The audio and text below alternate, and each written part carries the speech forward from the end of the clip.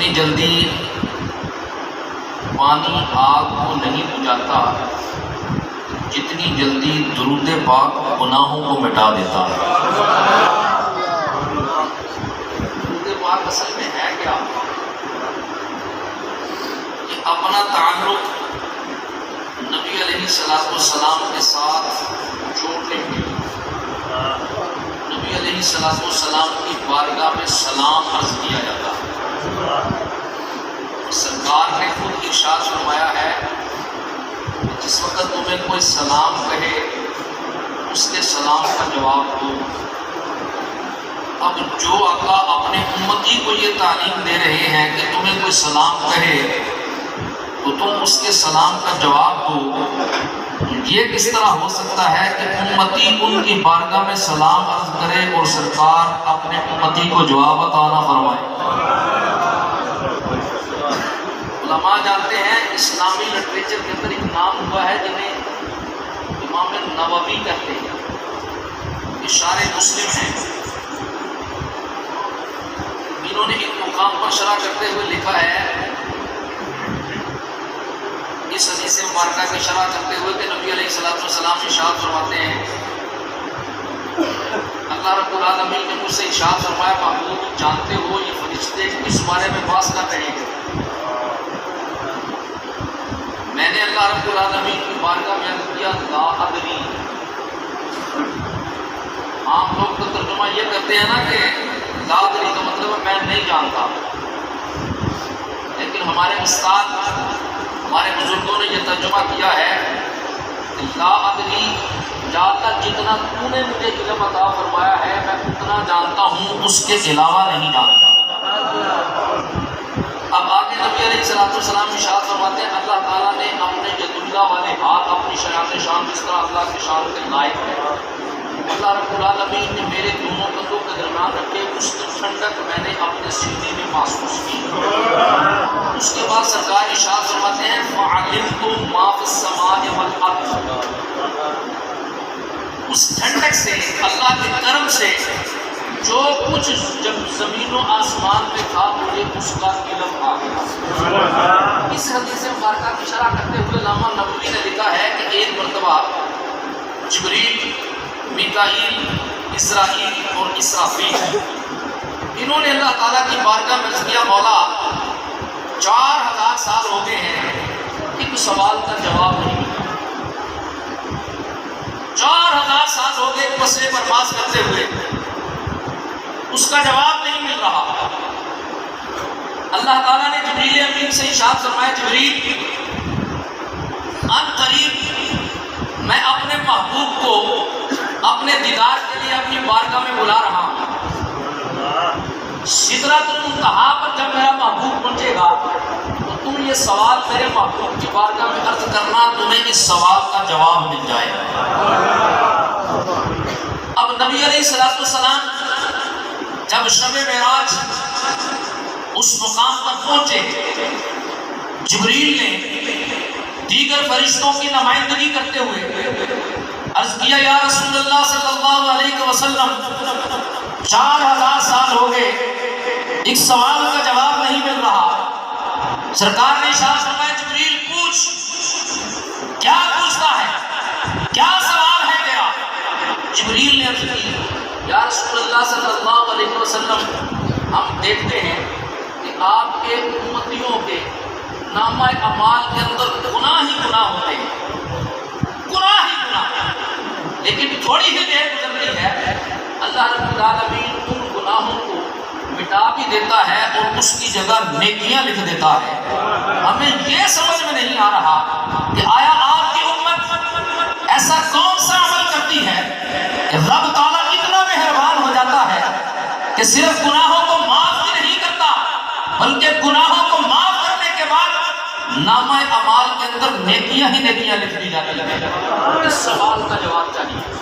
علامہ نووی لکھتے ہیں سرکار نے ارشاد فرمایا میری امت 3 عمل کرتی ہے، 3 عمل کرتی ہے میری امت۔ سب سے پہلے نبی علیہ السلام نے ارشاد فرمایا سلام میں پہل کرتی ہے،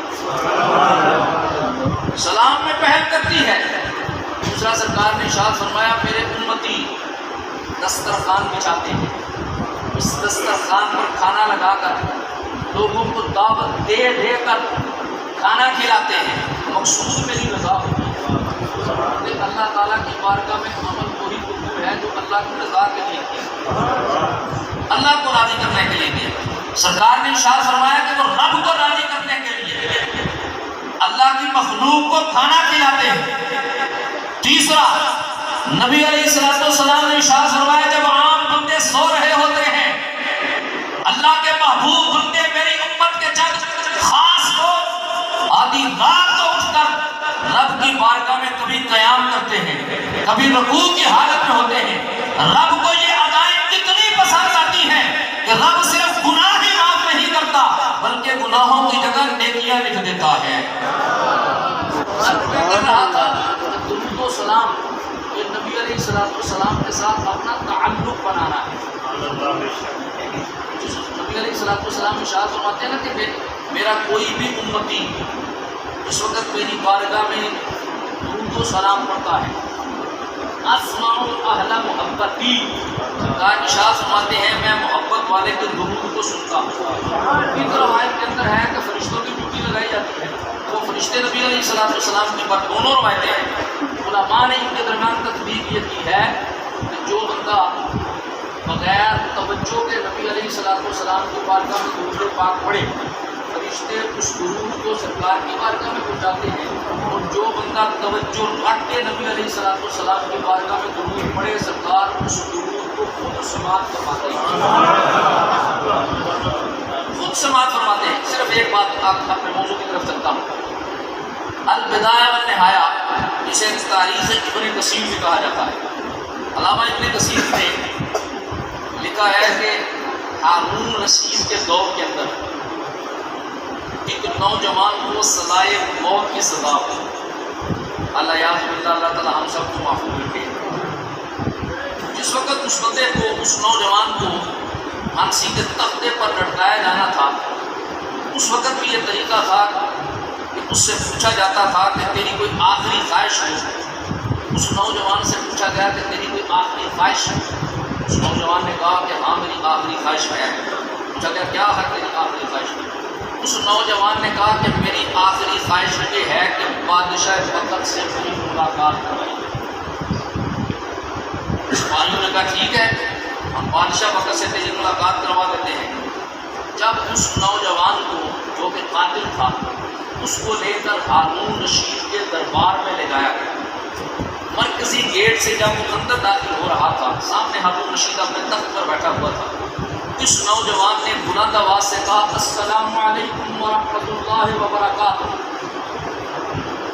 آگے سے ہارون رشید نے کہا وعلیکم السلام ورحمۃ اللہ وبرکاتہ۔ اب جو اس کے ساتھ سپاہی تھے انہوں نے زنجیریں ہتھ کڑی اس کو لگائی، انہوں نے کچھ کھینچی۔ اس نوجوان نے کہا کہ چھوڑو، میری زنجیریں کھول دو۔ انہوں نے کہا کیوں؟ اس نوجوان نے کہا کہ کیا تم نے سنا نہیں بادشاہ وقت نے میری رہائی کا پروانہ جاری کر دیا ہے۔ اس وقت ہارون رشید کے کانوں میں یہ جملے پڑے نا، وہ بھی اس آگے متوجہ ہو۔ اس نے کہا کہ نوجوان جھوٹ کیوں بول رہے ہو؟ میں نے تو تمہاری رہائی کا کوئی پروانہ جاری نہیں کیا۔ اس نوجوان نے کہا کہ ہارون رشید بتا السلام علیکم کا معنی کیا ہوتا ہے؟ ہارون رشید نے کہا کہ اس کا معنی یہ ہے کہ تم سلامت رہو، تم پر سلامتی ہو۔ اس نے کہا وعلیکم السلام کا معنی کیا ہوتا ہے؟ اس نے کہا کہ اس کا معنی ہے کہ تم بھی سلامت رہو، تم پر سلامتی ہو۔ اس نوجوان نے کہا کہ ہارون رشید میں تو یہ سنتا رہا کہ مرد اپنی زبان پر پہرا دیتا ہے، مرد کی زبان ہوتی ہے، تو کیسا مرد ہے کہ ایک طرف تو مجھے سلامتی کی دعا دیتا ہے اور دوسری طرف انکار کرتا ہے کہ میں نے تیری رہائی کا پروانہ جاری نہیں کیا۔ علامہ ابن کثیر نے لکھا ہارون رشید نے جب اس بات کو سنا تو فوراً اس نوجوان کی جانب متوجہ ہو کر اس نے کہا نوجوان تو ذہین لگتا ہے۔ اس نے پوچھا سپاہیوں سے اس کا قصور کیا ہے؟ انہوں نے بتایا کہ یہ قاتل ہے۔ ہارون رشید نے کہا یہ نوجوان ذہین بڑا ہے، جاؤ مقتول کے وارثوں کو بلا کر لاؤ، جو کچھ وہ مانتے ہیں، جتنا قصاص چاہیے میں قصاص لینے کے لیے تیار ہوں، لیکن یہ ذہین نوجوان ضائع نہیں ہونا چاہیے۔ علماء لکھتے ہیں اگر کوئی بندہ کسی دنیا کے بادشاہ کو سلام کرے اور بادشاہ آگے سے سلام کا جواب دے دے تو اس دنیا کے بادشاہ کی غیرت یہ گوارا نہیں کرتی کہ جسے میں سلام کا جواب دوں وہ تخت تار پر لٹک جائے۔ اے میری قوم کے غشور مسلمانوں، وہ دنیا کے بادشاہ ہو کر اسے جو سلام کرے وہ سلام کا جواب دے، اس کی غیرت یہ گوارا نہیں کرتی کہ جسے میں سلام کا جواب دوں وہ تخت تار پر لٹک جائے۔ تو اگر امتی امام الانبیاء کی بارگاہ میں سلام آگے سے سرکار سلام کا جواب عنایت فرما دیں تو سرکار یہ کس طرح گوارا کر سکتے ہیں کہ میں جسے سلام کا جواب دوں وہ جہنم میں چلا جائے؟ اس لیے پڑھیے ذرا درود پاک صلاۃ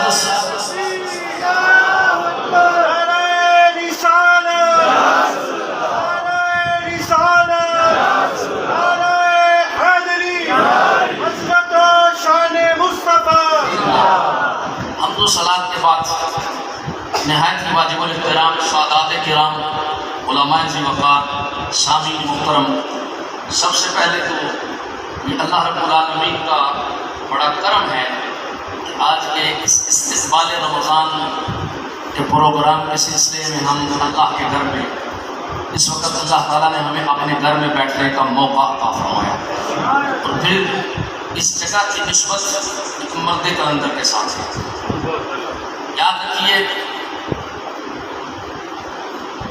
حنفیوں کا جو بندہ چیف جسٹس ہے نا، جسے کہا جاتا ہے ملا علی قاری، انہوں نے مرقات کے اندر جو مشکات کی شرح لکھی ہے ایک حدیث مبارکہ نقل فرمائی ہے کہ نبی علیہ السلام نے ارشاد فرمایا وَإِن مَرَّ وَلِيٌّ بِبَلْدَةٍ لَتَنَاوَلُ بَرْكَتَهُ أَهْلُ الْبَلْدَةِ، اگر کوئی اللہ کا بندہ، اللہ کا مقرب بندہ کسی شہر سے صرف ایک مرتبہ گزر جائے، وَإِن مَرَّ وَلِيٌّ بِبَلْدَةٍ، کسی شہر سے صرف ایک مرتبہ گزر جائے، لَتَنَاوَلُ بَرْكَتَهُ أَهْلُ الْبَلْدَةِ، تو اس کے وجود کی برکت اس پورے شہر کو مل جاتی ہے۔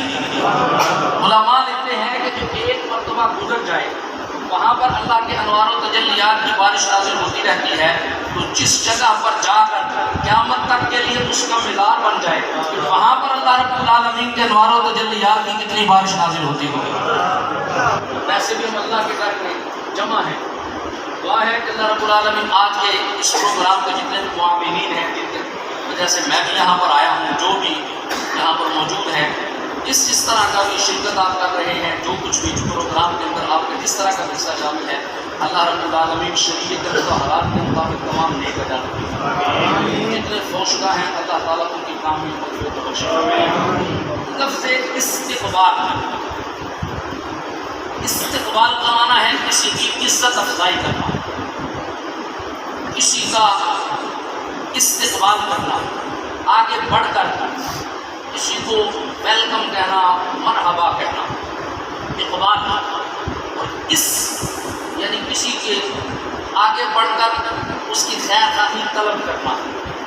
اس کے مقابلے میں اس کی اپوزٹ ہے استدبار، کسی سے منہ پھیرنا۔ یہ جو ہم آج ماہ رمضان المبارک کا استقبال کر رہے ہیں، استقبال رمضان کے سلسلے میں آپ کا یہ پروگرام انعقاد پذیر ہے۔ حدیث مبارکہ کے اندر بھی استقبال کا لفظ آیا۔ حضرت انس بن مالک رضی اللہ تعالیٰ عنہ سے روایت ہے، فرماتے ہیں کہ لما اقبل شہر رمضان، اس وقت ماہ رمضان المبارک بالکل قریب تھا، ماہ رمضان المبارک بالکل قریب تھا، قال رسول اللہ صلی اللہ علیہ وسلم، نبی علیہ السلام نے ارشاد فرمایا ما تستقبلون ما لا یستقبلکم، اے میرے صحابہ تم ایک عظیم شے کا استقبال کرنے والے ہو، ایک عظیم شے تمہاری جانب آ رہی ہے کہ تم اس کا استقبال کرو گے، ما لا یستقبلکم، اور وہ تمہارا استقبال کرے گا۔ اب استقبال کا لفظ یہاں پر ما تستقبلون ماذا یستقبلکم، کہ وہ جو عظیم شے تمہاری جانب آ رہی ہے تم اس کا استقبال کرو گے۔ اور ماذا یستقبلکم، وہ جو شان والی عظمت والی چیز آ رہی ہے وہ تمہارا استقبال کرے گا. اب اس کے اندر ابہام ہے. یستقبلکم کا فاعل یہ لوٹ رہا ہے ماذا کی طرف، اور تستقبلون یہ تو ہے کہ تم بھی استقبال کرو گے، وہ بھی تمہارا استقبال کرے گی. لیکن یہ چیز ظاہر نہیں کہ وہ کون سی چیز ہے کہ جس کا تم استقبال کرو گے اور وہ تمہارا استقبال کرے گی. اس کے اندر ابہام تھا. قال عمر بن الخطاب رضی اللہ عنہ، حضرت عمر فاروق رضی اللہ تعالیٰ عنہ نے سرکار کی بارگاہ میں عرض کیا، یا رسول اللہ صلی اللہ علیہ وسلم دیکھیے یہ بھی صحابہ کرام کا ہم پر احسان ہے. اگر صحابہ کرام نبی علیہ السلام سے وہ نہ پوچھتے جو عین وہاں پر مراد ہے، تو آج ہم اس چیز کو سمجھنے کے لیے کہہ سکتے تھے کہ شاید یہ ہے، شاید یہ چیز ہے کہ جس کا ہم نے استقبال کرنا ہے اور وہ ہمارا استقبال کرے. لیکن صحابہ کرام نے قیامت تک کے مسلمانوں کے لیے ان پر احسان کر دیا. انہوں نے اسی وقت نبی علیہ السلام کی بارگاہ میں عرض کیا، یا رسول اللہ صلی اللہ علیہ وسلم آپ ارشاد فرما رہے ہیں کہ ایک عظیم شے تمہاری جانب آ رہی ہے کہ تم اس کا استقبال کرو گے، وہ تمہارا استقبال کرے گی. انہوں نے عرض کیا وحی نزل، یا رسول اللہ صلی اللہ علیہ وسلم کیا وحی نازل ہونے والی ہے جس کا ہم استقبال کریں گے، یا رسول اللہ صلی اللہ علیہ وسلم عدو حضر، یا کوئی دشمن آ رہا ہے جس کا ہمارے ساتھ آمنا سامنا ہوگا، تو جہاد کے لیے حکم آنے والا ہے کہ ہم جہاد کے لیے نکلنے والے ہیں. قال اللہ، نبی علیہ السلام نے ارشاد فرمایا نہیں عمر، اس سے مراد وہ جس کا تم استقبال کرو گے اور وہ تمہارا استقبال کرے گا، اس چیز سے مراد، اس عظمت اور شان والی چیز سے مراد نہ تو وہی ہے اور نہ ہی کوئی دشمن تمہاری جانب آ رہا، یعنی نہ ہی تمہیں جہاد کے لیے جانا. صحابہ نے کہا یا رسول اللہ صلی اللہ علیہ وسلم کون سی چیز ہے جس کا ہم بھی استقبال کریں گے اور وہ ہمارا استقبال کریں گے. نبی علیہ السلام نے ارشاد فرمایا شہر رمضان، شہر رمضان، یہ وہ ماہ رمضان المبارک تمہاری جانب آ رہا ہے جس کا تم بھی استقبال کرو گے اور وہ تمہارا استقبال کرے گا. اب وہ ماہ رمضان المبارک نبی علیہ السلام نے ارشاد فرمایا کہ وہ عظمتوں والا، شانوں والا مہینہ جس کا تم استقبال کرو گے وہ تمہارا استقبال کرے گی. اس کے اندر تمہیں کیا چیز ملے گی؟ سرکار نے ارشاد فرمایا کہ اللہ رب العالمین غفر اللہ، اللہ رب العالمین بخش دے گا. ماہ رمضان المبارک کی پہلی رات کو لکل اہل القبلہ، اس پوری کائنات کے اندر جتنی بھی نبی علیہ السلام کی امت ہے، اللہ رب العالمین ماہ رمضان المبارک کی پہلی رات ان کو بخش دے گا.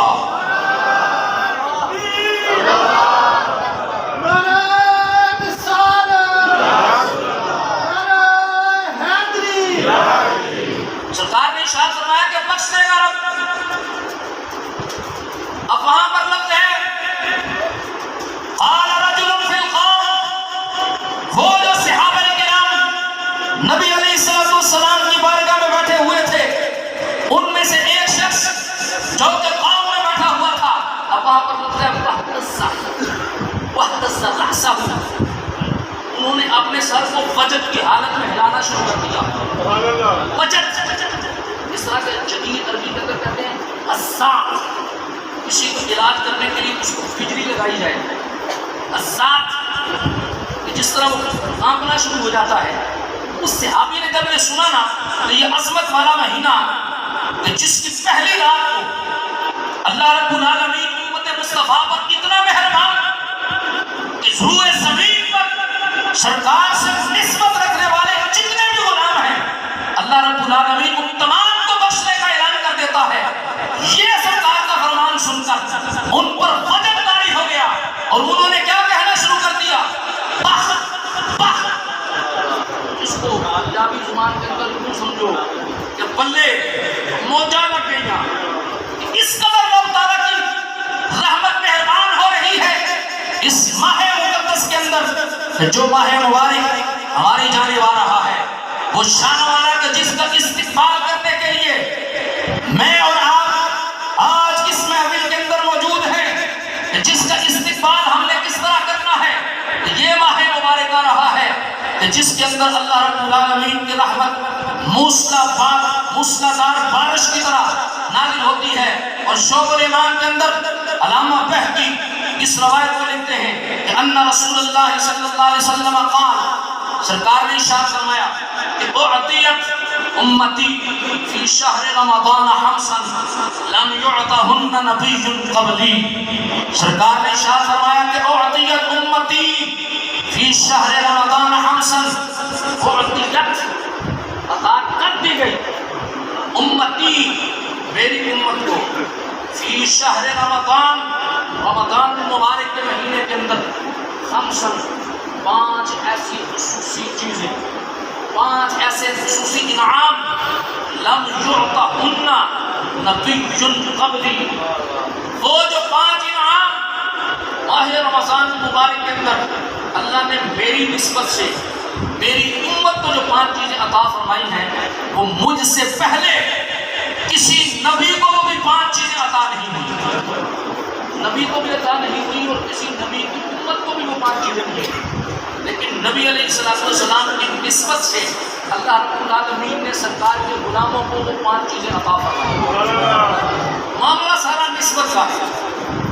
تفسیر روح البیان کے اندر علامہ اسماعیل حقی نے لکھا ہے نا، یہ جو پہلے پارے کے اندر اللہ تعالیٰ نے بنی اسرائیل والوں کو منع فرمایا نا کہ تم لوگوں نے ہفتے والے دن شکار نہیں کرنا، ہفتے والے دن مچھلی کے شکار سے منع کر دیا گیا۔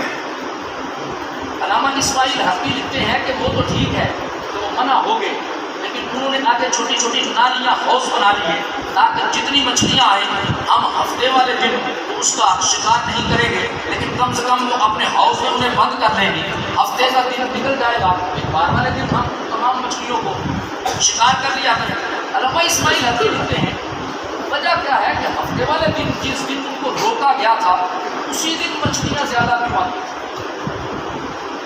جس دن بنی اسرائیل کی قوم کو شکار سے روکا جا رہا ہے کہ انہیں مچھلی کا شکار نہیں کرنا، کیا وجہ ہے کہ ہفتے والے دن مچھلیاں سب سے زیادہ آتی ہیں؟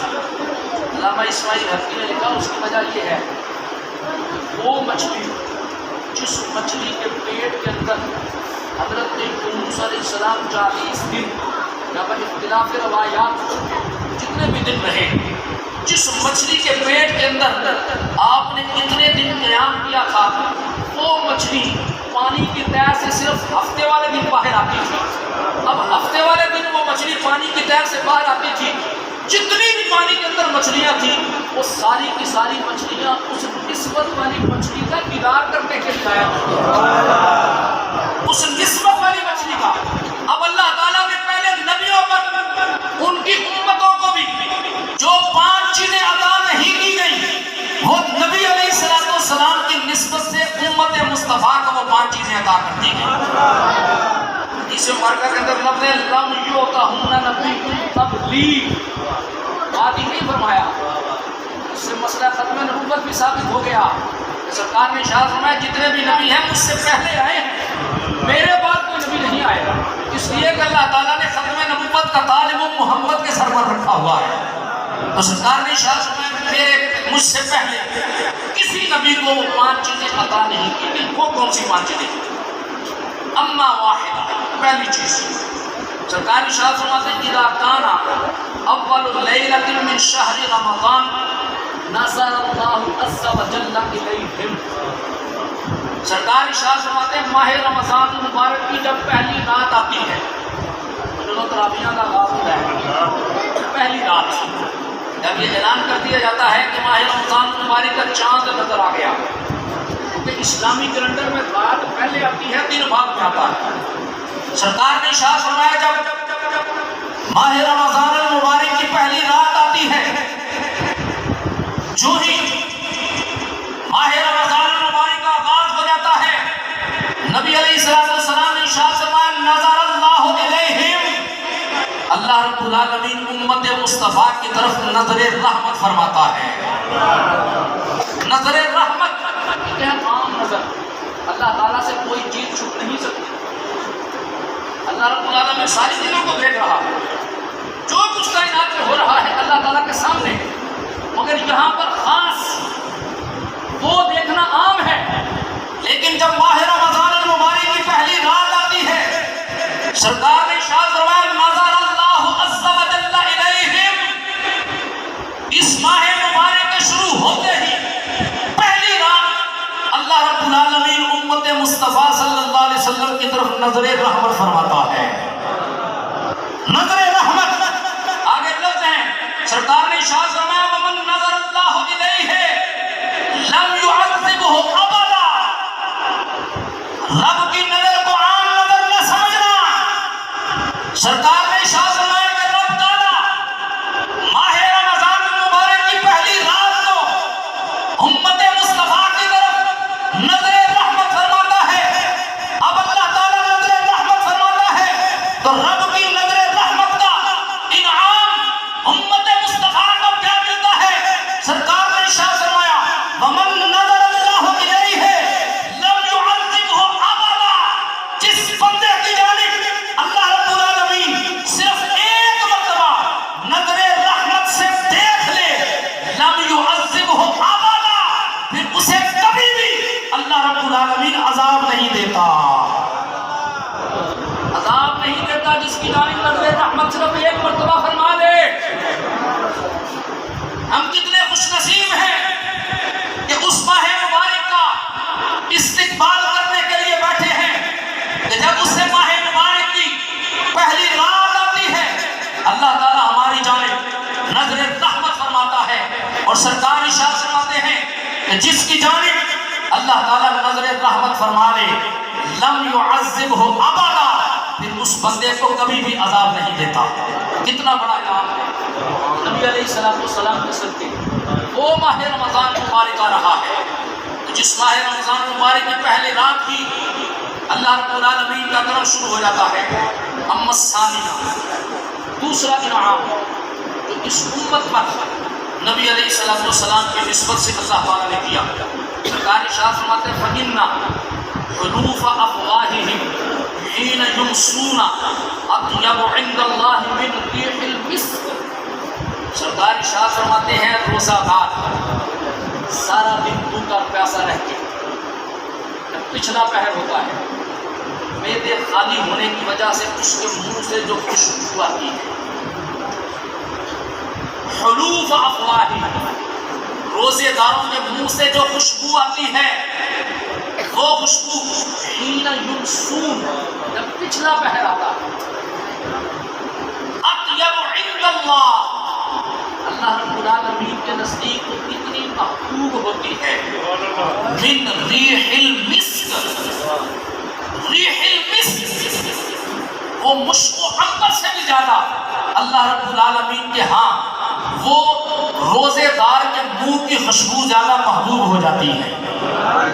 اس بندے نے اسے کوئی بھی نہیں دیکھ رہا، اس نے مجھے راضی کرنے کے لیے دھوپ کو برداشت کیا، پیاس کو برداشت کیا، تکلیف سخت گرمی تھی، کوئی بھی دیکھنے والا نہیں تھا، لیکن اس نے مجھے راضی رکھنے کے لیے اپنے روزے کو یہ مکمل کر رہا ہے. اب اس کے معدے خالی ہونے کی وجہ سے اس کے منہ سے جو خوشبو آ رہی ہے رب تعالیٰ کے ہاں وہ مشک و عنبر سے بھی زیادہ محبوب ہو جاتی ہے. اور ہم لیتے ہیں یہ جو خوشبو کا سونگنا، اس کے لیے تو پھر ناک ہونا ضروری ہے کہ اس کے لیے بندہ سونگے.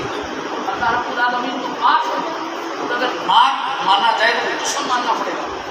علماء لکھتے ہیں اطیب بمعنی اقرب، جو بندہ سارا دن اللہ کی رضا کی خاطر بھوک اور پیاس کو برداشت کرے، سرکار کے فرمان کے مطابق اپنے ظاہر پر بھی اور باطن پر بھی وہ پابندیاں لگائے جو پابندیاں شرع شریف نے لگائی ہیں، اپنی نگاہوں کی بھی حفاظت کرے، اپنی زبان کی بھی حفاظت کرے، ہر لحاظ سے روزے کی پابندی کرے. اب اس بندے کے خالی معدے کی وجہ سے اس کے منہ سے جو خوشبو پچھلے پہر آتی ہے، یہ خوشبو اس بندے کو اللہ رب العالمین کا قرب عطا فرما دیتی ہے.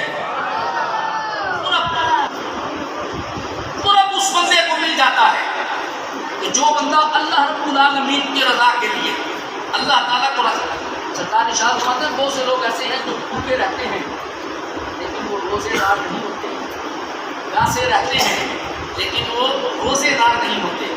مطلب یہ نہیں کہ جو بندہ کھانا پینا چھوڑ دے وہ سمجھ بقایا سارے کام کرتا رہے، بندہ سمجھے کہ روزے سے گنانا، روزے کے اندر کچھ پابندیاں ہیں۔ علامہ فخر الدین رازی، علامہ الوسی، ان مفسرین نے لکھا ہے جو بندہ صرف اپنی نگاہ کو پاک کر لے، نگاہ کو پاک کر لے، نگاہ کی حفاظت کرے، وہ بندہ یہ امید رکھے کہ اس کے گھر میں جو عورتیں ہیں اللہ ان کی بھی حفاظت کرے گا، ان کی بھی حفاظت کرے گا۔ آج ہم کسی کی بیٹی ماں کو تو دیکھتے ہیں، جو بندہ گندی نظر سے کسی کو دیکھے وہ یہ امید کرے کہ کل اس کی بیٹی کو بھی دیکھا جائے گا، اس کی بہن کو بھی دیکھا جائے گا۔ تو روزہ صرف بھوک اور پیاس کا نام نہیں کہ بندہ بھوکا پیاسا رہے اور یہ سمجھے کہ میں روزے سے ہوں، نہ اپنی نگاہ کی بھی حفاظت کرے، اپنی زبان کی بھی حفاظت کرے، سارا دن اللہ رب العالمین کے کلام کی تلاوت کرے، اللہ میں وقت گزارے۔ اگر اس کی آنکھوں نے کچھ دیکھنا ہے تو قرآن مجید کو دیکھے۔ اب کتنے ہم ایسے ہیں جنہوں نے صبح سے لے کر ابھی تک قرآن مجید کی زیارت بھی نہیں کی؟ افسوس والی بات بھی نہیں کہ ہم مسلمانوں کے گھر پیدا ہوئے، سارا دن اللہ تعالیٰ نے تندرستی بھی عطا فرمائی، جو کچھ ہم نے چاہا وہ کھایا، لیکن اس کے باوجود اگر ہم نے قرآن مجید کی تلاوت بھی نہیں کی تو افسوس ہے ہم پر۔ رب تعالیٰ نے ہم پر اتنا کرم فرمایا اور ہم نے آگے سے کیا کیا؟ تو نبی علیہ السلام ارشاد فرماتے ہیں میری امت اس پر ایک یہ کرم ہوا کہ اللہ رب العالمین کے نزدیک اس کے منہ کی خوشبو عنبر سے بھی زیادہ محبوب ہو جاتی ہے، امس خالص۔ تیسرا انعام جو اللہ تعالیٰ امت مصطفیٰ صلی اللہ علیہ وسلم پر فرماتا ہے، جو اور کسی نبی کو بھی عطا نہیں ہوا، کسی نبی کی امت کو بھی جو کرم نہیں ہوا، وہ نبی علیہ السلام کی نسبت سے ماہ رمضان مبارک کے اندر اس امت کو عطا ہوا۔ تیسرا کرم سرکار ارشاد فرماتے ہیں وَإِنَّ الْمَلَائِكَةَ تَسْتَغْفِرُ لَهُمْ فِي كُلِّ يَوْمٍ وَلَيْلَةٍ۔ اس ماہ مبارک کے اندر ہر دن اور ہر رات اللہ تعالیٰ کے جتنے بھی فرشتے ہیں وہ امت مصطفیٰ کی بخشش کی دعا مانگتے رہتے ہیں۔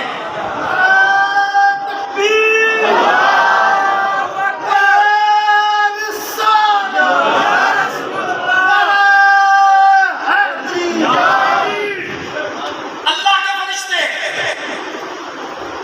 اس ماہ مبارک کے اندر جن کی ڈیوٹی یہ ہے کہ امت مصطفیٰ صلی اللہ علیہ وسلم کے لیے ہر دن اور ہر رات میں تمہاری ڈیوٹی یہ ہے کہ تم نے ان کی بخشش کی دعا مانگتے رہنا ہے۔ کتنا خوش نصیب ہے نبی علیہ السلام کو امتی کہ جس کے لیے آسمان کے نوری فرشتے جس کی بخشش کے لیے دعا مانگ رہے ہیں۔ چوتھا انعام سرکار نے ارشاد فرمایا اما الرابع، چوتھا کرم جو اللہ تعالیٰ نے اس امت پر فرمایا ان اللہ عز و جل یکمل الجنت، بے شک اللہ رب العالمین اس ماہ مبارک کے اندر جنت کو حکم دیتا ہے، جنت کو حکم دیتا ہے۔ یہ بات یاد رکھیے گا، یہ جنت ہر بندے کی خواہش ہے اللہ تعالیٰ مجھے جنت عطا فرما دے، ہونی بھی چاہیے، یہ اللہ تعالیٰ کا بہت بڑا انعام ہے۔ ملا علی قاری نے مرقات کے اندر لکھا ہے کہ اللہ تعالیٰ قرآن مجید میں ارشاد فرماتا ہے وَمَا خَلَقْتُ الْجِنَّ وَالْإِنسَ إِلَّا لِيَعْبُدُونِ۔ اللہ رب العالمین نے جنوں اور انسانوں کو اپنی عبادت کے لیے پیدا کیا۔ اللہ رب العالمین نے جنت کو پیدا کیا، اس میں کوئی شک نہیں، لیکن جنت علماء لکھتے ہیں کہ حضرت ابراہیم علیہ السلام اللہ کے خلیل ہیں۔ 19ویں پارے کے اندر حضرت ابراہیم علیہ السلام اللہ تعالیٰ کی بارگاہ میں دعا مانگتے ہیں وَجْعَلْنِي مِن وَرَثَةِ جَنَّةِ النَّعِيمِ، یا اللہ میں تیرا خلیل ہوں، تو نے مجھے اپنا خلیل بنایا ہے، میں تیری بارگاہ میں دعا مانگتا ہوں یا اللہ اپنی جنت نعیم سے مجھے بھی کچھ حصہ دے دے۔ اس کے شک کوئی نہیں کہ ان کی دعا قبول ہوئی، لیکن وہ خلیل ہو کر رب کی بارگاہ میں عرض یہ کر رہے ہیں مولا جنت میں سے کچھ حصہ مجھے بھی دے دے۔ ادھر خلیل ہیں، رب کی بارگاہ میں عرض کر رہے ہیں، جنت مانگ رہے ہیں، جنت میں سے وراثت مانگ رہے ہیں۔ ادھر خلیل، ادھر حبیب، خلیل مانگ رہے ہیں، حبیب کو رب بن مانگے ارشاد فرماتا ہے انا اعطینا کل کوثر۔ اے محبوب، وہ خلیل تھے جو جنت سے وراثت مانگ رہے تھے، تو حبیب ہے، وہ مانگ رہے تھے، تجھے بن مانگے تیرا رب یہ انعام دے رہا ہے کہ ہماری جتنی بھی جنتیں ہیں ہم نے تجھے ان جنتوں کا مالک بنا دیا ہے۔ اس لیے تکبیر، نعرہ رسالت، نعرہ حیدری، عظمت و شان مصطفیٰ۔ اس لیے جنت، ملا علی قاری نے لکھا کہ جنت جاگیر مصطفیٰ ہے، نبی علیہ السلام کی جاگیر ہے۔ جنت ہر بندے کو نہیں ملے گی، جنت اسی کو ملے گی جس کے دل میں عشق مصطفیٰ ہوگا۔ ہمارا چھوٹا سا 2 مرلے کا مکان ہو، ہماری اجازت کے بغیر تو بندہ دروازہ کراس نہیں کر سکتا۔ ہم کہتے ہیں کہ اللہ نے ہمیں مالک بنایا ہے، ہماری اجازت کے بغیر تو اندر کیسے آگے؟ تو جنت کا مالک رب نے اپنے محبوب کو بنایا ہے۔ اب جنت میں وہی جائے گا جس کے دل میں عشق مصطفیٰ صلی اللہ علیہ وسلم ہوگا۔ تو یہ بزرگوں کا ڈیرا ہے۔ میں ایک بزرگوں کی بات سناتا چلوں، رسالہ کشمیریہ کے اندر حضرت خواجہ خواجگان حضرت خواجہ جنید بغدادی رحمۃ اللہ تعالیٰ ہے، یوم لا ينفع مال ولا بنون الا من اتى الله بقلب سلیم، جہاں پر اللہ تعالیٰ قرآن مجید میں ارشاد فرماتا ہے کل قیامت کے دن نہ تو تمہارے بیٹے تمہیں نفع دیں گے نہ تمہارا مال نفع دے گا، الا من اتى الله بقلب سلیم، مگر وہ بندہ جو قلب سلیم لے کر آئے گا۔ سلیم کہتے ہیں صاف ستھرے دل، سنورے ہوئے دل۔ مگر بزرگوں کا فرمان تو آپ جانتے ہیں کہ کچھ عجیب ہی رمز ہوتی ہے۔ حضرت خواجہ خواجگان حضرت خواجہ جنید بغدادی رحمۃ اللہ تعالیٰ ہے، آپ ارشاد فرماتے ہیں کہ اللہ تعالیٰ نے ارشاد فرمایا الا من اتى الله بقلب سلیم، کہ جو بندہ قلب سلیم لے کر آئے گا۔ یہاں پر قلب سلیم سے مراد کیا ہے؟ وہ کون سا دل ہے کہ جو بندہ وہ دل لے کر آئے گا اسے وہ دل فائدہ دے گا۔ حضرت خواجہ خواجگان حضرت خواجہ جنید بغدادی قدس سرہ العزیز آپ ارشاد فرماتے ہیں سنو الا من اتى الله بقلب سلیم ای بقلب لذیذ، کہ جو بندہ دنیا سے اپنے دل میں عشق مصطفیٰ لے کر آئے گا یہ عشق مصطفیٰ اس بندے کو نفع دے گا، عشق مصطفیٰ نفع دے گا۔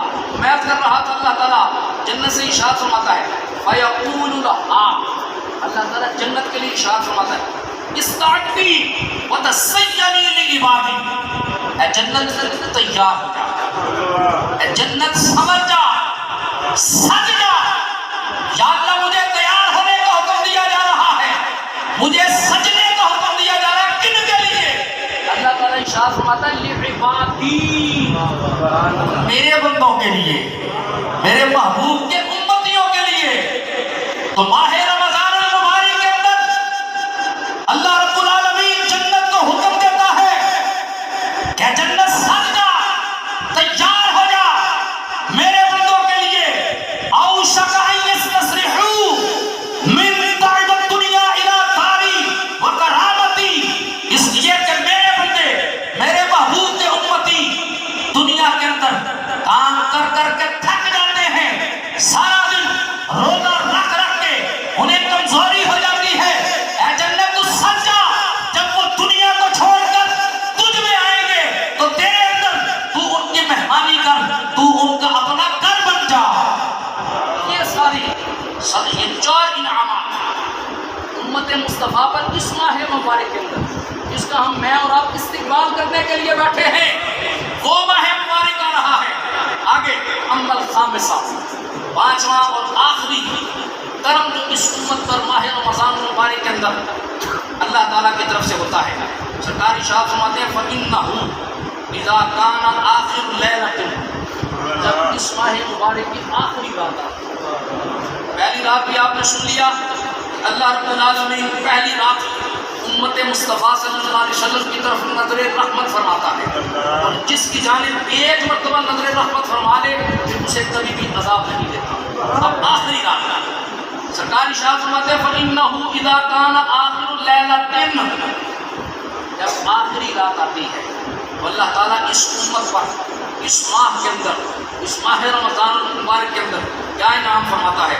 سرکار نے ارشاد فرمایا غفر اللہ لہم جمیعا، روئے زمین پر جتنے بھی مسلمان ہیں، جتنے بھی سرکار کے امتی ہیں، اللہ رب العالمین ان تمام کو بخش دیتا ہے، تمام کو بخش دیتا ہے. جب سرکار نے ارشاد فرمایا فقال رجل من القوم، قوم میں سے یعنی صحابہ کرام میں سے صحابی نے عرض کی یا رسول اللہ صلی اللہ علیہ وسلم کے جو آپ نے آخری رات کے متعلق ارشاد فرمایا ہے آہیہ لیلۃ القدر، کیا وہ لیلۃ القدر کی راتوں میں یہ انعام ہوتا ہے؟ غفر اللہ لہم جمیعا، اللہ تمام لوگوں کو بخش دیتا ہے. سرکار نے ارشاد فرمایا لا، نہیں، لیلۃ القدر کی بات نہیں کر رہا، لیلۃ القدر کے علاوہ بات کر رہا. سرکار نے ارشاد فرمایا الم تر الی العمال یعملون فاذا فرغوا من اعمالهم کفوا اجورهم. سرکار نے ارشاد فرمایا کیا تم نے کام کرنے والوں کو نہیں دیکھا؟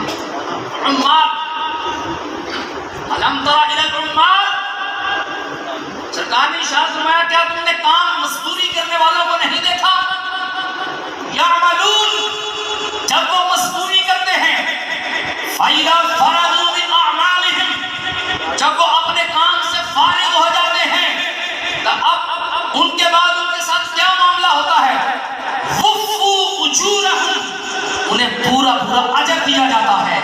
اسی طرح امت مصطفیٰ صلی اللہ علیہ وسلم جو اس ماہ مبارک کے اندر جنہوں نے مزدوری کی ہوگی، دن کو روزہ، رات کو قیام. خدا کے بندو ٹھیک ہے گرمی ہے، لیکن اپنی زندگی میں جو لوگ قرآن پڑھ تو نہیں سکتے، سن ہی لو. ہیں ایسے کچھ نصیب جو قرآن مجید پڑھتے ہیں لیکن بہت کم ایسے. لیکن اگر پڑھ نہیں سکتے تو کم از کم آپ دیکھ رہے ہیں پچھلے 2-3 سال سے امت، خصوصی طور پر امت مسلمہ پر کس طرح کا عذاب آیا، چاہے وہ کورونا کی شکل میں ہو یا کسی اور شکل میں ہو. مسجدوں کے اندر پابندیاں، لیکن اگر اللہ رب العالمین نے ہم پر کرم کیا ہے کہ اس مرتبہ یہ ارادہ کر لو کہ ہم نے نماز تراویح کے اندر پورے قرآن کو سننا ہے، پورے قرآن کو سننا ہے. اس وقت بندہ اللہ رب العالمین کی رضا کی خاطر رات کو قیام کرتا ہے، دن کو روزہ رکھتا ہے، اللہ رب العالمین اس بندے کے بھی سارے گناہوں کو معاف فرما دیتا ہے. قاری صاحب قرآن کی بات کر رہے ہیں، یاد رکھیے قرآن پاک سے محبت یہ کوئی معمولی شرف نہیں. قرآن پاک سے محبت بہت بڑا شرف ہے.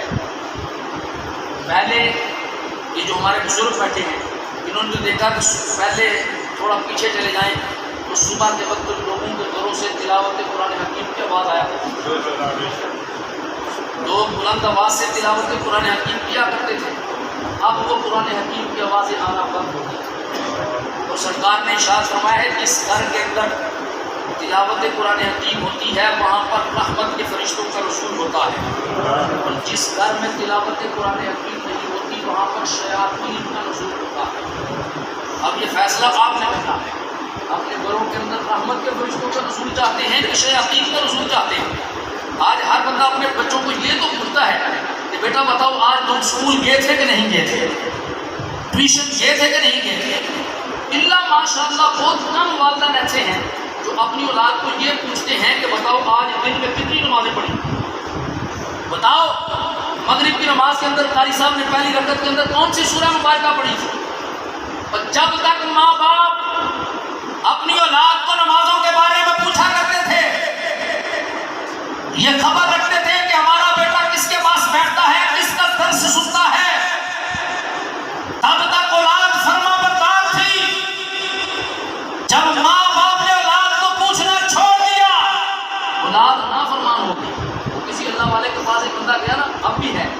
بلاتے ہیں ہمارے علماء کے پاس بھی، آپ مجھے دعا کریے کہ خدا اللہ تعالیٰ نے دیتا سب کچھ ہے، اولاد کہنا نہیں۔ ایک صوفی کے پاس گئے تھے کہ بندہ، انہوں نے کہا کہ حضرت صاحب سارا دن محنت مزدوری بھی کرتا ہوں، اللہ تعالیٰ نے سب کچھ دیا، ہر چیز ہے گھر میں، لیکن اس کے باوجود اولاد کہنا نہیں مانتا۔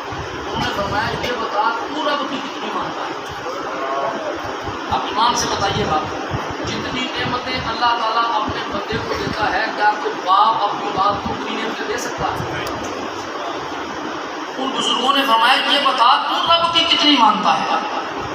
جب تو رب کی نہیں مانتا تیری اولاد تیری کس طرح مان سکتی ہے؟ اس لیے خدا اپنی اولاد کو بھی دونوں میں تلاوت قرآن حکیم کیا کرو، خود بھی بیٹھ کر۔ وہ ہفتے میں ایک دن تو رکھا ہوتا ہے نا، آج فلاں دن ہم نے یہ کرنا ہے، فلاں دن ہم نے، خدا نا اپنے گھروں کے اندر ایک دن ایسا کرو کہ تمام گھر والے بیٹھ کر ہم نے کتنے پارے پڑھنے ہیں، اتنی تعداد میں درود پاک پڑھنا ہے۔ جس وقت اپنے گھروں کے اندر آپ تلاوت قرآن حکیم کریں گے، درود شریف پڑھیں گے، پھر دیکھنا گھروں کے اندر کیسی رحمتوں کا نزول ہوتا ہے۔ جب ہم میں سے ہر ایک نے سونے پر زور رکھا ہوا ہے، اگر کوئی نماز پڑھنے کے لیے جاتا بھی ہے تو اس کی کوشش ہوتی ہے قاری صاحب کو دیکھ کر کہا جی نہ پڑھنا دوسری بالکل ہو اللہ چاندے ہی سونا ہے۔ ہمارے گھروں کے اندر اس طرح رحمتیں ہوئی، اللہ رب العالمین کی رحمت کو ہمارا انتظار کر رہی ہے۔ ماہ رمضان المبارک کی آمد ہے، پچھلی جتنی بھی کمیاں کوتاہیاں ہو گئی، سچے دل سے اللہ رب العالمین کی بارگاہ میں ہم نے توبہ کرنی ہے۔ یا اللہ ہم نے پیچھے جتنی بھی زندگی گزاری، یا اللہ ہمیں معاف فرما دے۔ اب جتنی زندگی رہ گئی ہے، اب جب تک تیرا فضل تیرا کرم ہمارے شامل حال نہ ہو، ہم اس وقت تک نیکی نہیں کر سکتے۔ ایک نماز پڑھنے کا وعدہ کریں، نماز کی پابندی کریں۔ جو بندہ نماز پڑھنے کی پابندی کرنے والا ہو، رب کی بارگاہ میں جھکنے والا ہو، یہ بات یاد رکھیے، پھر رب اس بندے کو کسی اور کے سامنے جھکنے نہیں دیتا۔ رب پھر کسی اور کے سامنے اس بندے کو جھکنا نہیں دیتا۔ یہ جو ہم در در پر جھک رہے ہیں نا، اس کی وجہ یہ ہے کہ ہم نے رب کے سامنے جھکنا چھوڑ دیا ہے۔ جس وقت بندہ نماز پڑھنے کے لیے آتا ہے تو حدیث مبارکہ کا مفہوم ہے کہ بندہ گناہوں کی گٹھلیاں اپنے کندھوں پر لے کر آتا ہے، لیکن اس وقت رکوع کرتا ہے وہ گٹھلیاں گر جاتی ہیں، اللہ کا نام معاف کر دیتا ہے۔